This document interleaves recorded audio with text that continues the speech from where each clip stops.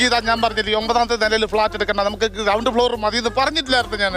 അതെന്താ well planned ആയിട്ട് ഞാൻ എല്ലാം ചെയ്യത്തുള്ളൂ. ഗ്രൗണ്ട് ഫ്ലോറിൽ ഫ്ലാറ്റ് എടുത്തു കഴിഞ്ഞാൽ നേരം വിളിത്ത് കഴിഞ്ഞാൽ മുറ്റം തൂക്കാൻ ഇറങ്ങണം. ഇതാകുമ്പോഴത്തേക്ക് ഈ ഇട്ടാവട്ടോ ഒക്കെ തൂത്ത് പൊടി വാരി ആ ബാൽക്കണിയിലൂടെ ഒറ്റ കാര്യം കഴിഞ്ഞു. അതല്ല ഗീത, ഗീത പോയി കഴിഞ്ഞിട്ട് ഞാൻ ബാൽക്കണിയിൽ നമ്മുടെ തുണി കഴുകാനിടും.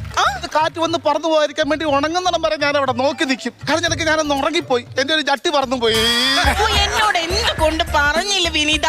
പോട്ടെ, ഒരു ചട്ടി ഇല്ലിപ്പോട്ടെന്ന് വിചാരിച്ചു. നമ്മൾ പിന്നെ ഞാൻ മറൈൻ ഡ്രൈവിൽ കറങ്ങാൻ പോയില്ലയോ, ലൈനിൽ കിടക്കുന്ന എന്റെ ചട്ടി.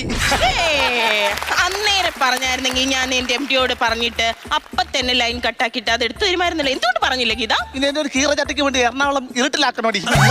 എന്താ ചെയ്യുന്നത്? അപ്പൊ കാര്യങ്ങളൊക്കെ ഓക്കെ ആണല്ലോ. പിന്നെ വിനീതയോട് പറയാനുള്ളത്, MD ആഹാരം കഴിക്കാനിരിക്കുമ്പോ ദൈവത്തെ ഓർത്ത് വാ തുറക്കരുത്. മിണ്ടാതെ അവിടെ ഇരുന്ന് വായി നോക്കാതെ മാനുവൽ ആയിട്ട് സംസാരിച്ച് അതങ്ങ് ഡീൽ ചെയ്തോണം.